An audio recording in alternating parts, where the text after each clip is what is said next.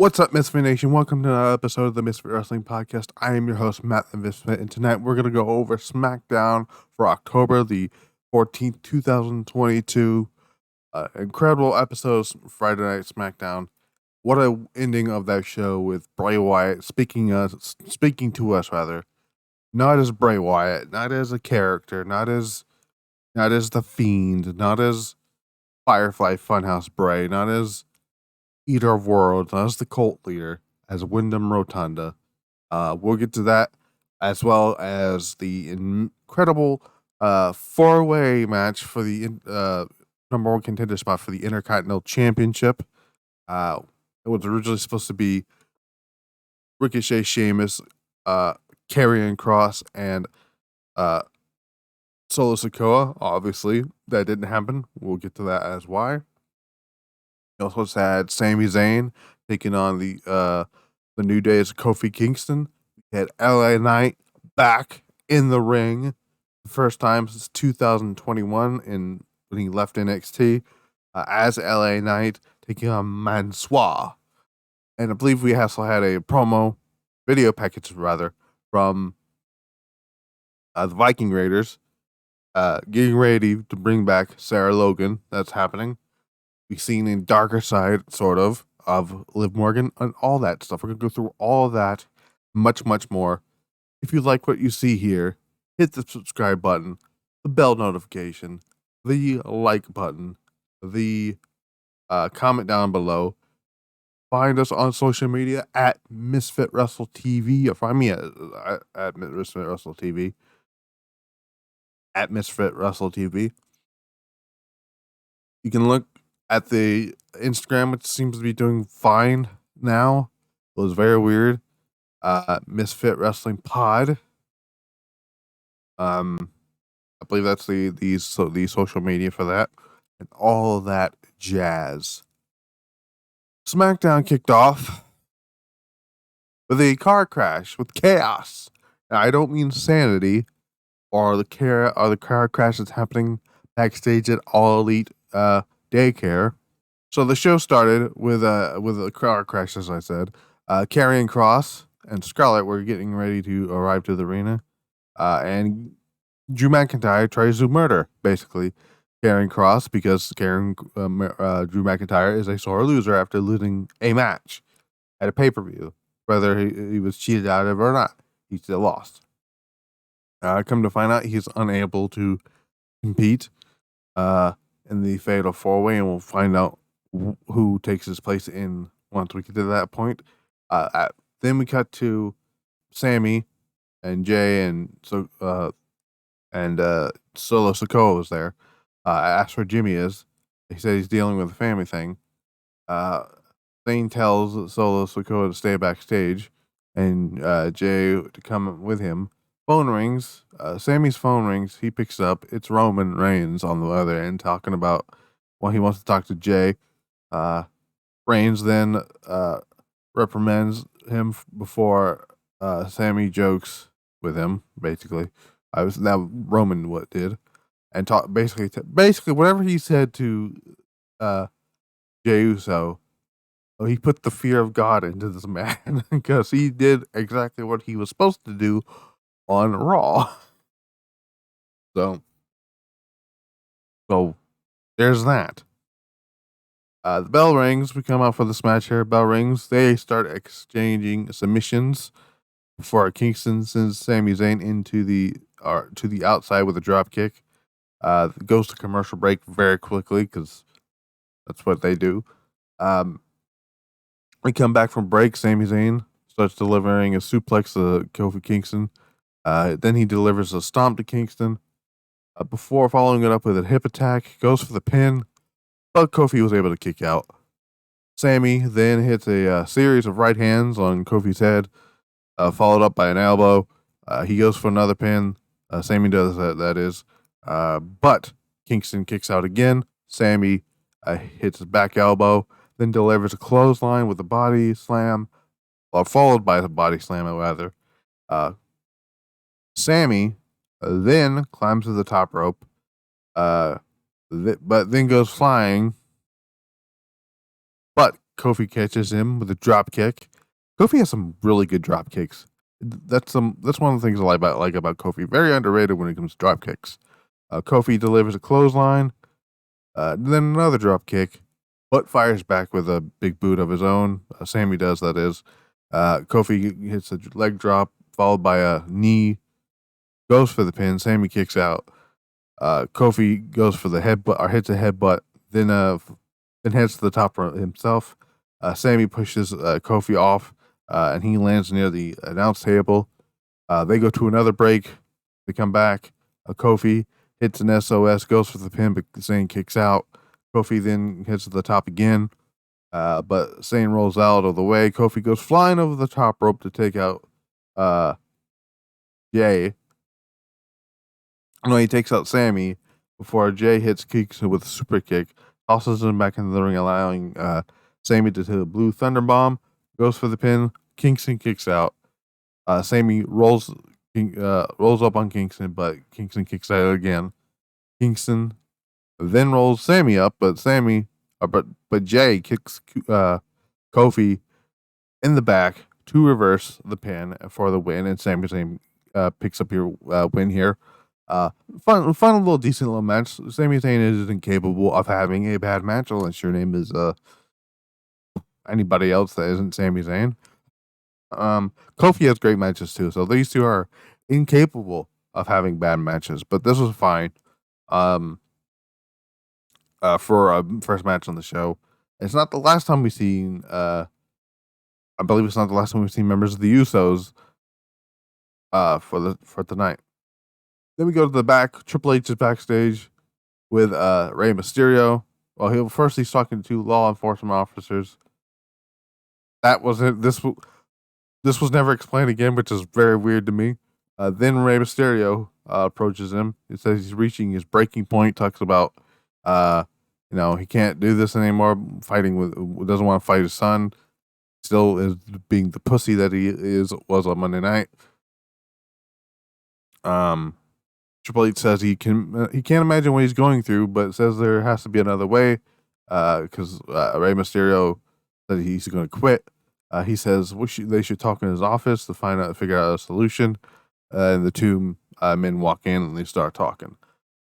Then we go to another backstage segment with Roxanne Perez, NXT's Roxanne Perez, who is up here for one night to, I believe it's part of the Pick Your Poison type of deal that they were doing that they did on NXT. I believe Cora Jade is going to be on Monday Night Raw, and it's going to be, I don't know, I believe it's a person of the, it's really confusing. It's very confusing to me.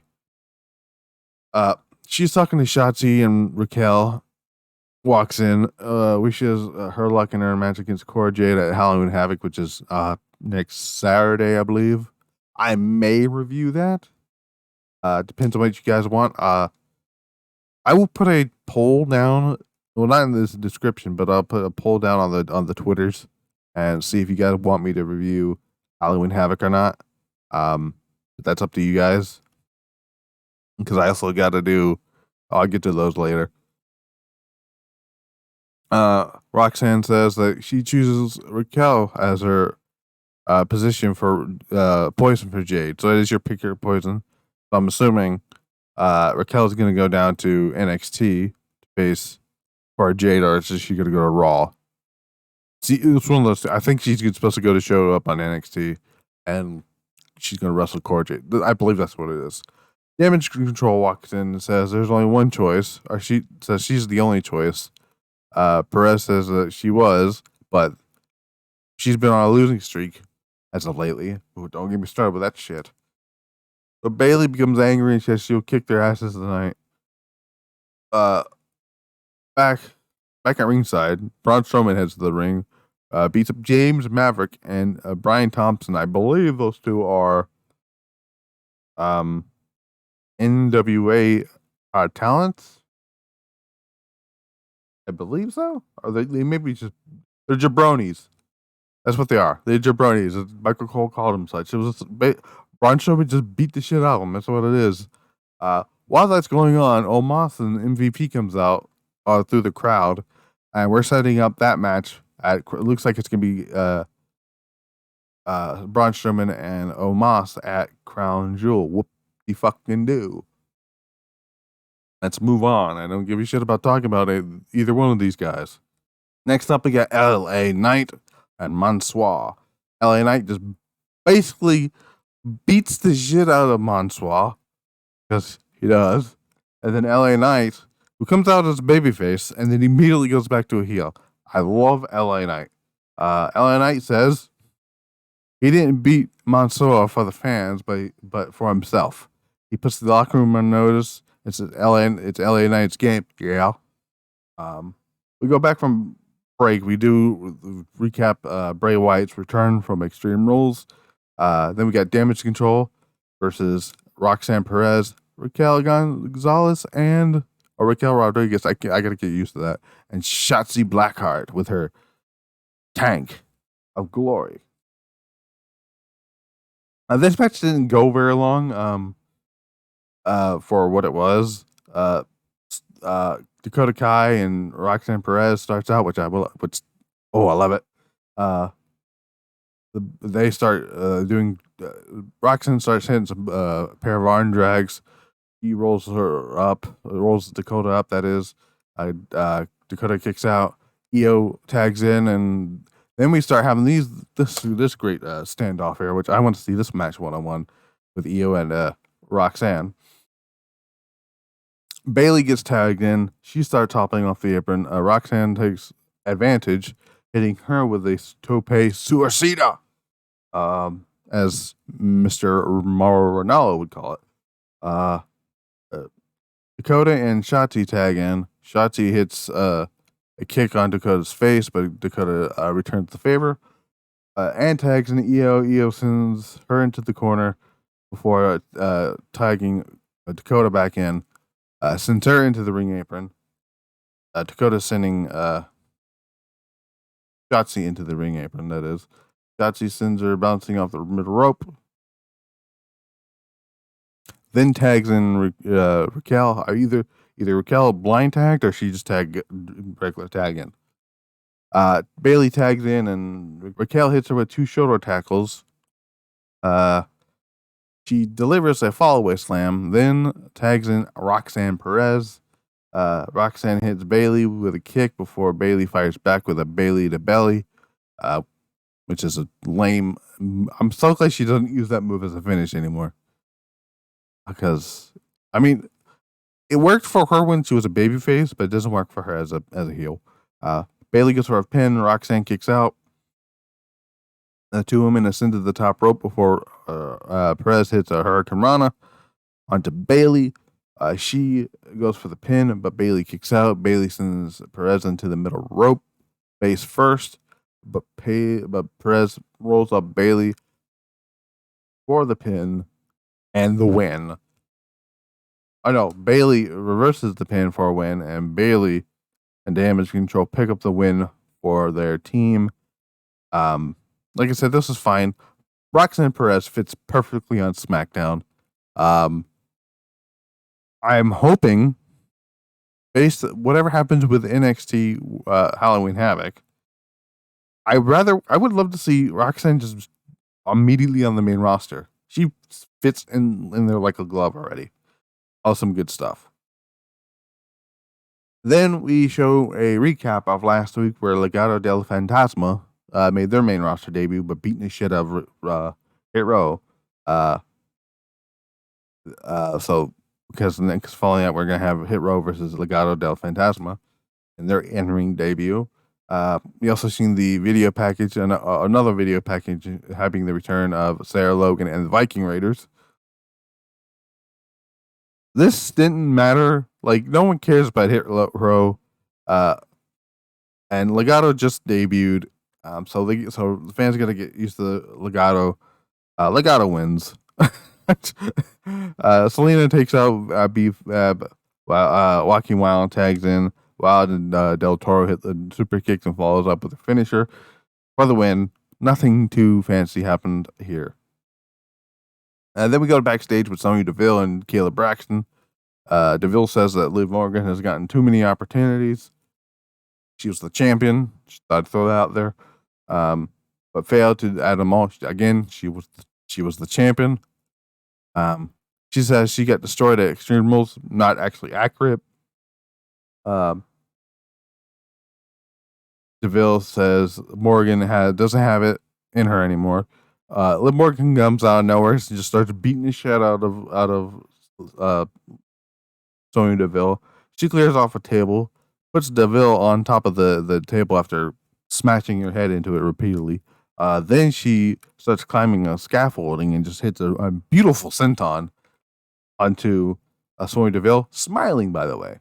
So that was pretty fun. Then we go back to ringside. We got the 4-way match coming out. Sheamus, Solo, and Ricochet already are in the ring. Samantha Irvin, that announces Karen. Like I said earlier, Cross was not able to compete in the match. Says the fourth competitor will be Rey Mysterio, and then we find out later on in the show, or in this match, that is, that Rey Mysterio is now on SmackDown. So he has been moved from Raw to SmackDown because he is a pussy. Actually, that's not why. Well, I'll get to that when we get to the ending of the match. Bell rings. This match was fantastic, by the way. The bell rings. Ricochet and Solo go at it. As Ricochet sends Solo out to the ring, he delivers a crossbody on the top rope to take him down. Rey Mysterio and Sheamus start beating each other up with some right hands, then sends him out to the ring and hits a corkscrew over the top rope. They go to the break, come back. Sheamus is locks in the cloverleaf on Ricochet. Ricochet escapes, hitting the Irish Curse backbreaker on Mysterio. Cole announces, like I said, at that point, is now an official member of the SmackDown roster. Solo Sikoa comes in. He starts hitting Ricochet with vicious clotheslines before staring down Sheamus. Ooh, getting excited to see those two go one-on-one. Solo Sikoa is really good. I'm enjoying him. The two start exchanging forearms before Sheamus hits a shoulder tackle to send Solo out to the ring. Solo hits a Samoan drop, but Ricochet takes him down with a tope suicida. Mysterio does the same thing to Sheamus, then gets in the ring, hits with Ricochet. These two start doing some cool things. Delivers a Hurricane Rana, but Ricochet fires back with a sunset flip, followed up by the Northern Light suplex, which looked beautiful. Then a vertical suplex, so you got a Northern Light and then a vertical. Don't ask me how. He goes for the pin. Ricochet does. Mysterio kicks out. Solo gets back in the ring, hits both men with splashes. Then Sheamus down with a spinning heel kick. I can't believe I've seen that come out of Sheamus. That was very interesting to see that. They go to a break. After that, Solo Solo starts raining down some right hands on Sheamus into the corner. He delivers a headbutt to Rey Mysterio, and then Sheamus hits Sheamus with the right hand. Sheamus returns the favor, and then the two men exchange blows. Sheamus hits a kick on Solo Sikoa, then makes his way to the top rope. Ricochet meets him there, and the two teeter before Rey Mysterio joins them. So those got three people on the top rope here.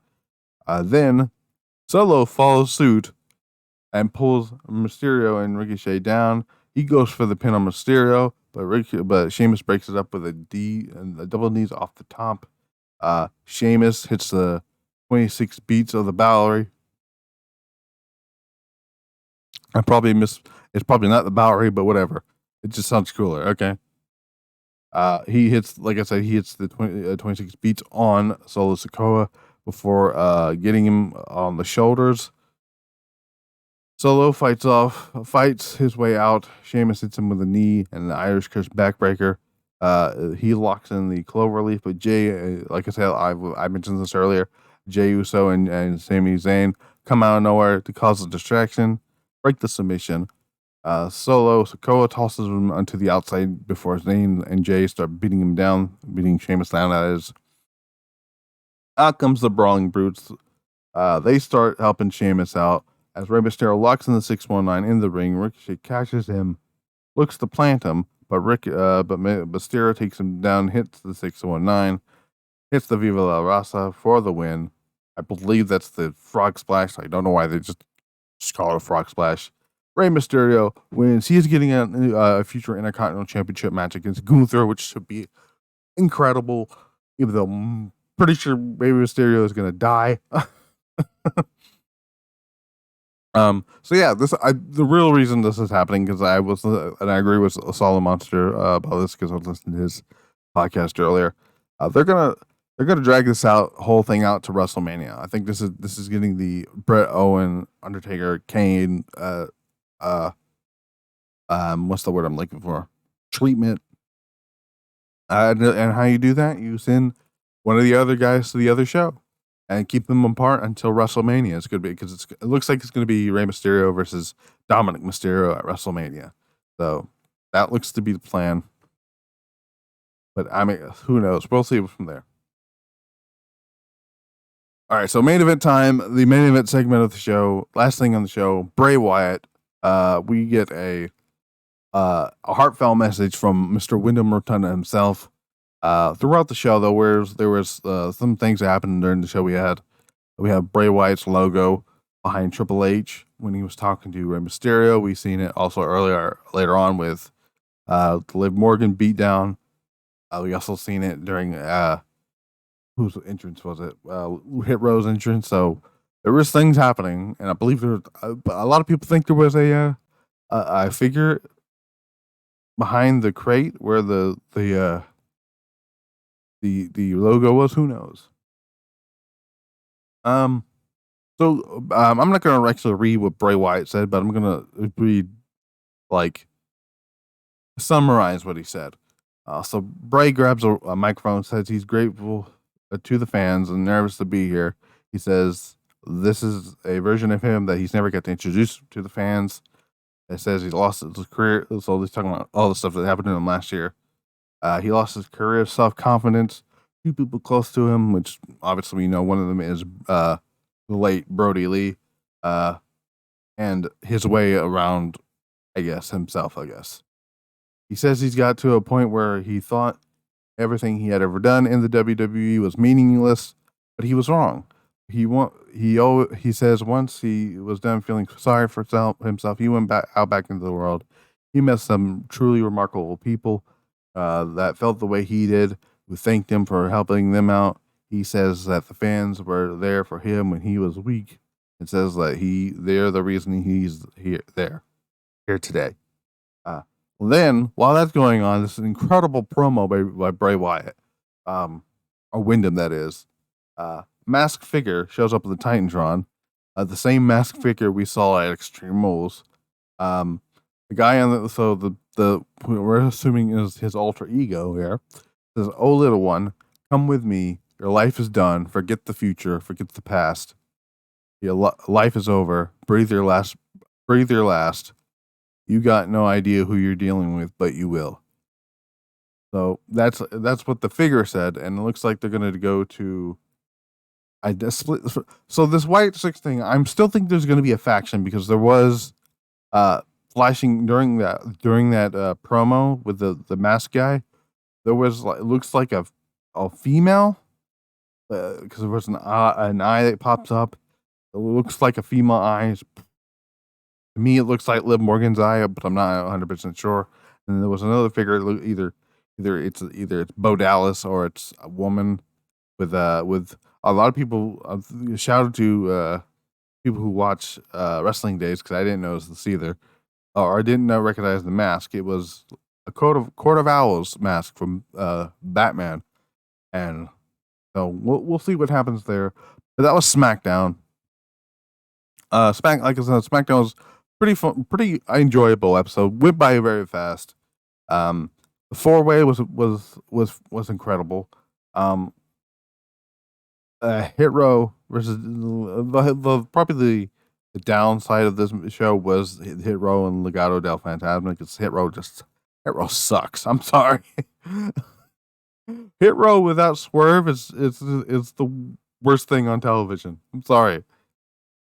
I would have been perfectly fine if they didn't bring them back. I mean, you could probably bring back BFAB to be on television, but that's about it. Legado is great. I love Legado. I love Santos. I love Lena. I like uh Cruz del Toro and Joaquin Wild as a tag team. That they're great. Fun little showcase for Roxanne Perez. That was fun. That was good stuff. Raquel will possibly be on NXT on Tuesday to wrestle Cora Jade, and we'll find out on Monday who Cora Jade's going to pick to wrestle Roxanne. Damage Control as not as Damage Control as a unit has not really been doing very much. It's kind of sad because all three of those ladies are incredible talents. Bailey, Io, and Dakota are just incredible on their own. So whenever they break up and you take the one I think is going to benefit most from them splitting is actually Io Shirai, because she on her own is fantastic. She can get over on her own too. She doesn't need like as much as I like the idea of them being a faction. Io can get on over by herself. We've seen it happen. She did it in NXT. And all she had to do was change her look. Go back to the Joshi Judas. That's all you have to do. LA Knight's back. I'm actually glad that he went back to a heel. Eventually, he's going to get over by himself organically. And WWE, knowing that now this is Triple H's WWE, he's not going to force feed a heel turn or force feed a heel onto people or a babyface onto people. Because if you notice on Extreme Rule or when Brawling Brutes came out, the crowd popped because PW Insider reported that the Brawling Brutes have turned babyface officially now, and so did Ronda Rousey, who's not on the show tonight, is now a heel. Like I said, I didn't care for the Braun Strowman Omos stuff. Sami Zayn and Kofi Kingston was pretty good. Don't know where they're gonna go next with Cross and Drew. Because Cross beat him at Extreme Rules. They're probably gonna do another match at Saudi at Crown Jewel. Don't know what. They could do a steel cage. To keep Scarlett out. And I still think Cross should win that anyway. So who knows? But yeah, that was SmackDown. That's all I have to say for SmackDown. Monday Night Raw, we're gonna do Monday Night Raw on Monday got a lot of stuff there because we did find out during a commercial that for whatever reason we're doing Seth Rollins versus Matt Riddle again. This time for the United States Championship. I don't know why, but we are. And then I believe we're gonna have Cora Jade on there to do the pick your poison stuff, and I believe Bobby Lashley is going to call out Brock Lesnar to set up that whole thing, and we're going to have another follow up to the whole OC versus Judgment Day stuff and all that good stuff. But again, with Halloween Havoc, I'll let you guys know on the Twitter. I'm going to put a poll down to see if you guys want to see me do a review of Halloween Havoc. I'll watch it, but whether or not I do a poll is, whether or not I review it, regardless of a poll, it depends on how I feel about that. I'm also got to get ready to work on that World War III review that I'm going to do for next month. To take place in place of Crown Jewel, and then I believe we also have,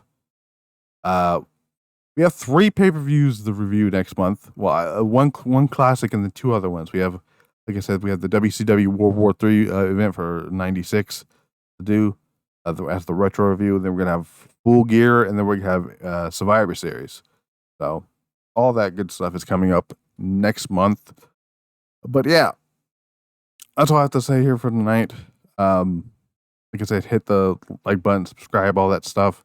Follow the social media, Misfit Wrestle TV, Misfit Wrestling Podcast on Instagram. I'm probably the same thing on Facebook, but I don't use Facebook because it's kind of a cesspool there. Well, then again, Twitter is too. I feel like Instagram sometimes is the more safer place. I don't know. Anyways, I have been Matt the Misfit. You are my Misfit Nation. Until next time, we're out.